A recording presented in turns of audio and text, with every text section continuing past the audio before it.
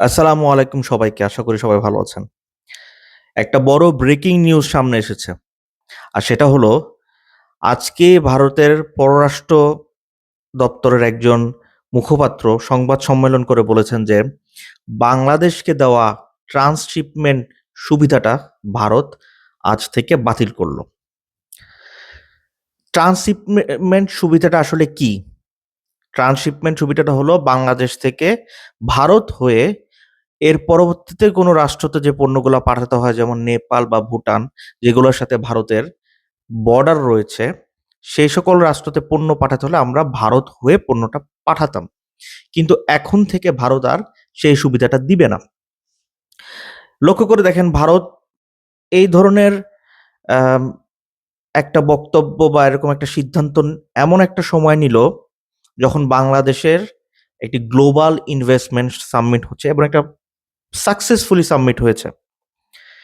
আমরা জানি গত কয়েক সপ্তাহ আগে আমাদের প্রধান উপদেষ্টা যখন চীন সফর করেছেন, তো চীনের সাথে বেশ কিছু চুক্তি তিনি করে এসেছেন। তার মধ্যে একটি বড় চুক্তি হলো মংলা সমুদ্র বন্দরকে চীনের চীনকে দায়িত্ব দিয়ে দেওয়া যে তারা আজকে থেকে মংলা সমুদ্র বন্দরটা তারা নিয়ন্ত্রণ করবে বা তারা পরিচালনা করবে। দেখুন, এটা আমি জানি না ভারত কি আম হিংসার ভিত্তিতে এই ডিসিশন নিল নাকি? কারণ আমাদের প্রাক্তন প্রধানমন্ত্রী শেখ হাসিনার সাথে কিন্তু ভারতের গত বছর মোংলা সমুদ্র বন্দর নিয়ে একটি চুক্তি হয়েছিল।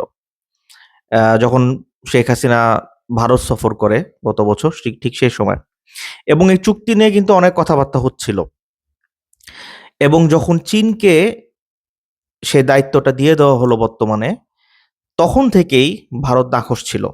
এছাড়াও মংলা সমুদ্রবন্দর চুক্তি ছাড়াও আমরা জানি তিস্তা নিয়ে ভারতের সাথে বহুত বছর যাবৎ আমাদের একটা বিরোধ চলেই আসছিল এবং এটা আমাদের ব্যর্থতা যে বিগত হাসিনা সরকার ১৬ বছর ক্ষমতা থাকা সত্ত্বেও ভারতের সাথে ভারতের সকল সরকারের সাথে ভালো সম্পর্ক সুসম্পর্ক থাকা সত্ত্বেও তারা এই তিস্তা চুক্তিটি করতে পারেনি এবং বর্তমানে আ বর্তমানে যে অন্তর্বর্তীকালীন সরকার রয়েছে তারা চীনকে সেই দায়িত্বটা দিয়ে দিয়েছে।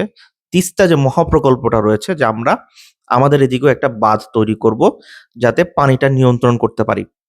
এবং এই পরিকল্পনাটার দায়িত্ব কিন্তু চীনকে দেওয়া হয়েছে। এবং তিস্তার যে ভৌগোলিক অবস্থান সেটা কিন্তু ভারতের আম বর্ডারের খুব কাছাকাছি। এবং এটা নিয়েও ভারত অনেক নাখোশ ছিল। তাহলে কি এগুলোর ভিত্তিতে ভারত এই ডিসিশন নিল?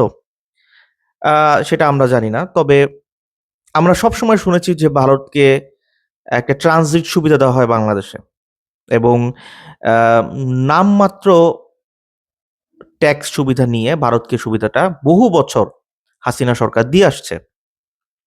আমি জানি না সেই সুবিধাটি এখনো বলবৎ রয়েছে কিনা? যদি থেকে থাকে তাহলে আমি বলব আমাদেরও পাল্টা সে চুক্তিটি বন্ধ করে দেওয়া উচিত। সেটা ক্যানসেল করে দেওয়া উচিত। ভারত যদি এরকম কোনো ডিসিশন নিয়ে থাকে আমাদেরও এরকম ডিসিশন নেওয়া উচিত। সুতরাং আমি বাংলাদেশের অন্তর্বর্তীকালীন সরকারের কাছে আহ্বান জানাবো যে ন্যায্য ভিত্তিতে ভারত আমাদেরকে যে সুবিধা দিবে, আমরাও ঠিক সেই পরিমাণ সুবিধা যাতে ভারতকে দিতে পারি।